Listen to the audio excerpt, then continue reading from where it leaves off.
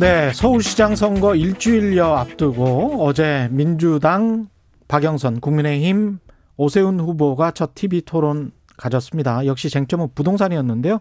두 후보 모두 부동산 대책은 공급 확대 이쪽으로 지금 맞춰져 있는 것 같습니다. 세부적인 내용은 약간 다르고요. 두 후보의 부동산 정책 어떻게 평가할 수 있을지 경실련 부동산 건설 개혁본부 김성달 국장과 이야기 나눠보겠습니다. 안녕하십니까? 네, 예. 안녕하세요. 오랜만에 뵙겠습니다. 네, 반갑습니다. TV 토론은 어제 보셨습니까? 어떻게 전체적으로 어떻게 평가하세요? 그러니까 뭐 저도 끝까지 봤어야 되는데 하여튼 이제 언론을 통해서 보긴 했습니다. 그런데 사실은 이제 부동산 정책에 대한 정책 경쟁 토론을 기대했습니다. 왜냐하면 박영수 후보가 최근에 많이 집값 안정에 대한 의지도 보인 바 있고 해서 그러길 기대했는데 상당 부분이 또 내곡동의 그 보상에 관련한 문제가 많이 돼서 그런 부분은 조금 아쉽지 않았나라는 생각이 저는 들어요. 근데 집값 안정이라고 방금 말씀하셨는데 정책 목표가 제가 이제 유튜브 댓글이나 이런 거를 보면 그 네티즌들도 그렇고 일반 시민들도 집값 안정이 아니고 집값 하락이 돼야 되는 거 아닙니까? 무주택자 입장에서는 정책 목표가 집값 하락인 것이고 그렇죠. 유주택자들은 그럼 떨어지더라도 좀 양심이 있는 분들은 떨어지더라도 살며시 떨어지는 게 한국 경제를 위해서 낫지 않겠나 뭐 이 정도인 것 같아요. 예, 대통령께서도 취임 이전으로 되돌려 놓겠다고 하면 서울 아파트 기준 5억은 떨어져야 되는 거고 강남 같은 경우는 한 10억 떨어져야 됩니다. 그렇죠. 그리고 이제 1주택자들은 사실 오르니까 세금 부담만 더 늘어난 꼴이거든요. 그렇죠. 사실 이분들도 집값이 떨어지길 원합니다. 다주택자 말고는 무주택자와 1주택자 국민 대다수는 집값이 원상 회복을 이행해 주기를 바라는 건데 두 후보가 그런 부분에 대해서 이제 공격거리는 삼으면서도 정작 본인들이 얼마를 떨어뜨릴지 그러기 위한 나의 대안은 무엇인지 이런 것들이 조금 많이 국민들 앞에서 조금 막 경쟁적으로 논의가 되길 바라는데 아직은 좀 그 상황까지는 아닌 것 같아요. 그게 사실은 희한한 게 무주택자가 서울 같은 경우는 그래도 한 60 정도 되고 그렇죠. 서울은 주택보급률이 40%니까요. 그렇죠. 유주택자는 40인데 말씀하시는 것들 들어보면 두 후보 모두 유주택자 위주로 말씀을 하시는 것 같아요. 지금 이제 문재인 정부의 지지율이 계속 떨어지는 이유 중에 상당수는 국민들이 공감하실 겁니다. 집값을 잡지 못한 것, 거기다가 최근에 드러난 LH 공직자들의 투기, 만연 이런 부분에 대해서 더 화를 내고 있는 건데 이럴 때 이제 정부나 또 후보 측에서도 이거는 정말 무주택 서민을 위한 뭐 집값이 안정화되길 원하는 국민을 보고 가야 된다라는 어떤 철학과 방향이 나오게 해야 되는 시점이에요. 그걸 요구하고 있는 거예요. 그럼 집값 하향 안정화를 위한 정책이 나왔어야 되는 건데 그렇죠. 그런 정책들이 있습니까? 이제 일부 있는 것 같습니다. 일단 가장 먼저 뭐 공급 정책, 세제 정책 얘기하지만 서울시장 후보 측에서 할 수 있는 건 사실 공급 정책이 맞을 것 같습니다. SH라는 거대한 공기업이 있기 때문에. 근데 이러한 공기업이 사실 지금까지 본연의 역할을 하지 못했다. 강제 수용할 수 있는 권한, 독점으로 개발할 수 있는 권한, 또 논밭을 아파트로 바꿀 수 있는 그런 특권이라고 저희가 합니다. 그런 특권을 줬음에도 불구하고 수용할 때만 공공이지 그냥 다 팔았거든요.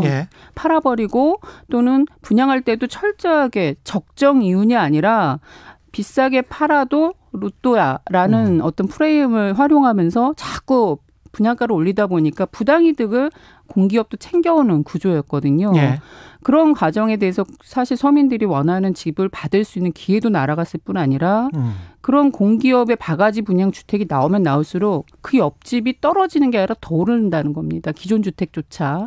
그러한 프레임이 있었는데 그것을 정부가 어떻게 바꿀 수 있느냐가 가장 중요하다. 그러면서 이제 박영수 후보가 얘기한 토지 임대형 공공주택 이제 30만 원 공급하겠다. 1,000만 원을 공급하겠다. 좀 더 세밀해지긴 하고 구체화되긴 해야 되겠지만 어느 정도 그런 면에서는 우리가 원하는 정책으로 가고 있다는 생각이 듭니다. 오세훈 후보도 본인이 이미 서울시장 시절에 했던 분양가 공개 또 후분양제 이런 부분에서 본인이 시작했는데 많이 후퇴됐거든요. 그런 부분에 있어서 본인이 했던 수준으로 다시 다 재정상화하겠다. 이런 발언들은 조금 저희가 보기에는 조금 더 의미가 있다. 근데 사실 그런 것들이 막 하고 바깥에서 얘기되고 이게 좀 발전하고 이런 모양새는 아닌 것 같습니다. 오히려 민간 개발 완화 이런 부분에 대해서도 바깥에서 서로 막 주고받고 하는 과정이다 보니까 예. 이것도 그렇게 좀 좋은 방향은 아닌 것 같다는 생각이 들어요. 그 박영선 후보의 공약 중에서 반값 아파트 평당 뭐 1,000만 원대. 네. 1,000만 원대가 1999만 원일 수도 있습니다만. 그러시면 안 되죠. 예, 하여간 평당 1,000만 원대로 건설한다는 이거는 실현 가능한가요? 왜냐하면 우리가 이제 조금만 되돌아가면은 이명박 정부 시절에 강남 서초에 평당 500만 원대 토지 임대 건물 분양 아파트가 나왔습니다. 토지 임대 건물 분양 아파트를 청취자들이 잘 모를 수도 있으니까 살짝 설명을 해주세요. 강제 수용해서 논밭을 아파트로 바꿨는데 용지로 바꾼 다음에 아파트를 분양할 때 토지는 안 파는 겁니다. 그렇죠. 토지는 사업자인 공기업이 보유하고 있고 건물만 분양하는 건데 건축비는 사실 전국 어디에나 대동소이하기 때문에 그렇죠. 강남에 지어든 지방에 지었든 다 평당 500만 원 정도로 수렴이 되는 겁니다. 그러니까 거품이 생길 여지가 없죠. 건축비만 부담을 하면 되니까. 그렇죠. 그리고 소비자 부담은 줄어들고 토지 임대료도 어떤 시세 기준이 아니라 강제 수용한 이번에 내곡동 강제 수용가가 300만 원이 안 됐거든요. 그 정도에서 적정한 값으로 임대료를 부과하면 사실 서민들에게 내 집 마련의 기회는 더 늘어날 수 있는 거거든요. 이걸 사실은 경실련이 한 20년 주장했나요? 그럼요. 저희는 20년 주장한 것 같은데. 2005년 공영개발 할 때부터 토지 팔지 말고 건물만 좀 분양하거나 건물도 임대해라. 그게 공공주택이다. 이렇게 해달라고 요구해왔고 이명박 정부에서 조금 700가구 나왔습니다. 그리고 그것이 박근혜 정부 말에 아예 그 법 관련법 자체를 여야가 폐기해버리면서 지금 그 이후로 공급이 안 되고 있어요. 그러니까 경실련 주장은 이런 것 같아요. 그러니까 그렇게 반값 아파트가 많이 나오면 이게 일단 사용권이잖아요. 일종의 이제 거주를 하면서 건물은 소유하고 있는 거니까. 그러면서 건물 리모델링비나 이런 거는 또 건물을 소유한 사람들이 또 하겠죠. 그렇죠. 그러면서 40년, 50년, 100년간은 아파트를 만들고 그러면서 그런 아파트들이 많이 생기면 일반적인 그런 반값 아파트들이 서울에 가령 10%, 20%가 되면 다른 토지까지 소유한 아파트들의 가격도 끌어내릴 수 있는 것 아니냐. 그것이 이게 이제 핵심이잖아요. 그런 그죠? 주택이어야 된다는 겁니다. 왜냐하면 한 채에 토지임대 건물 분양만 제대로 되면 30평 기준으로 아까 500만 원 말씀드렸잖아요. 그럼 1억 5천 정도가 됩니다. 그렇죠. 1억 5천 아파트. 근데 지금 강남이 아니라 서울 아파트 평균 가격이 10억입니다. 강남은 20억, 30억 얘기하고 계시잖아요. 그 한복판에 서울 의료원 부지가 됐건 또 강북의 한복판에 용산 정비창 부지가 됐건 이런 중요한 위치에 1억대, 2억대 아파트를 공급을 한다. 정부는 여기저기 곳곳에 그런 아파트를 지속적으로 공급한다. 그리고 그게 실질적으로 나와요. 그러면 서민들이 왜 옆에 20, 30억 아파트를 봅니까? 나에게도 기회가 올 거라고 보면 참죠. 공급을 그런데 도전 안 하고 그러면 민간도 사업성이 떨어지기 때문에 분양 안 합니다. 사업 재개발 재건축 지금 서로 풀어서 공급 늘려야 된다고 하시지만 조금만 되돌아가면 이명박 정부 때 재개발 재건축 거의 일어나지 않았습니다. 근데 집값이 올랐습니까? 그때 안 올랐어요. 그러니까 근데 이제 공급 부족으로 찾으려는 것도 사실 잘못된 거다라는 거죠. 반론은 이런 반론이 가능할 것 같아요. 우리가 그 시쳇말로 땅 파서 장사하냐 이런 이야기가 있는데 LH 같은 경우에 땅을 조성하는 원가 플러스 과거 같은 경우는 그 120% 정도 해서 팔았었거든요. 근데 지금은 이제 감정평가로 파니까 굉장히 좀 비싸게 팔 수 있거든요. 근데 LH의 주장은 이런 거예요. 그러니까 과천 같은 곳에서는 비싸게 팔아서 적자분을 좀 메꾸고 지방 같은 경우는 잘 안 팔리니까 거기에서는 한 120% 이하로 팔아가지고 그쪽에서는 장사가 안 되니까 수도권에서 조금 좀 이윤을 남기겠다. 우리도 공기업이긴 하지만 너무 부채 비율이 높기 때문에 힘들지 않느냐 이런 주장을 하고 있는 거거든요. 저희도 이거를 이제 저희가 박원순 시장 시절에 서울시 제안을 했고 되게 긍정적 발언을 하셨어요.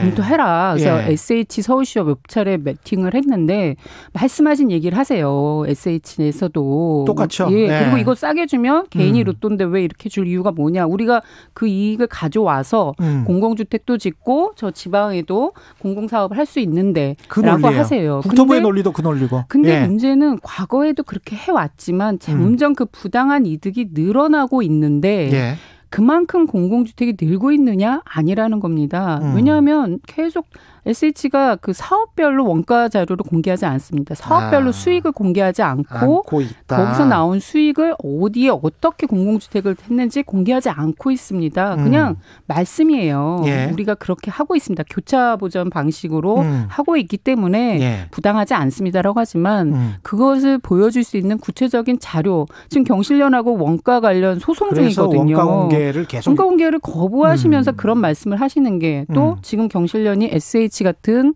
서울시의 공공주택이 얼마나 늘었는지도 저희가 조사해서 발표를 했습니다. 예.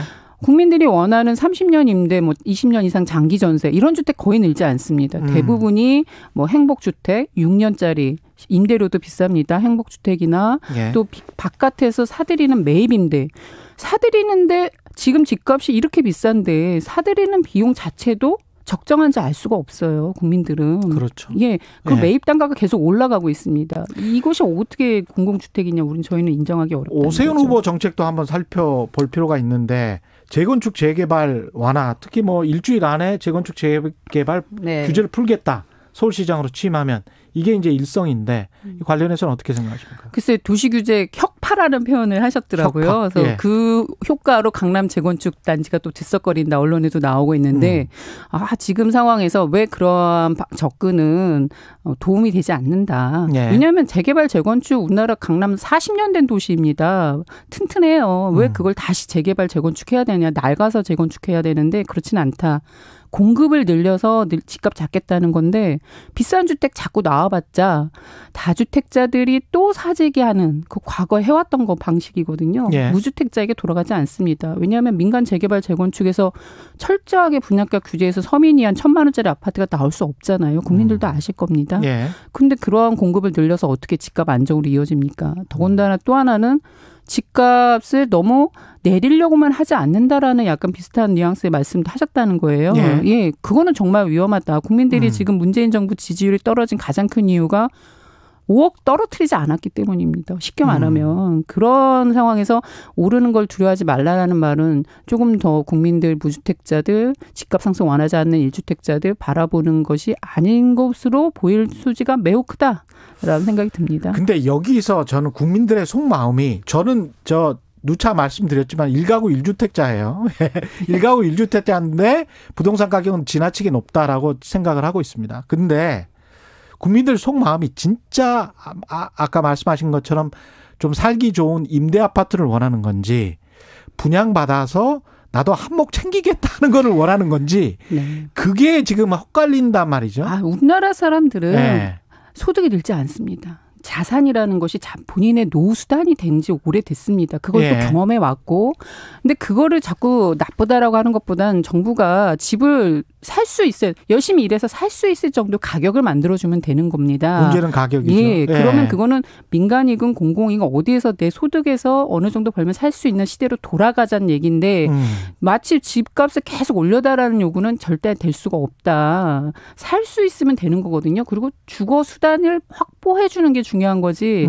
여기서 불로소득을 노리는 쓰고 싶은 마음은 누구나 조금은 있겠지만 그렇죠. 그걸 정부가 부응해가지고 정책을 끌고 가는 것은 계속해서 또 집값 끌어올리고 투기는 투기대로 늘어나는 약순환 가져가는 결과밖에 나오지 않는다고 봅니다. 그러면 한강변에 35층 이상 아파트랄지 네.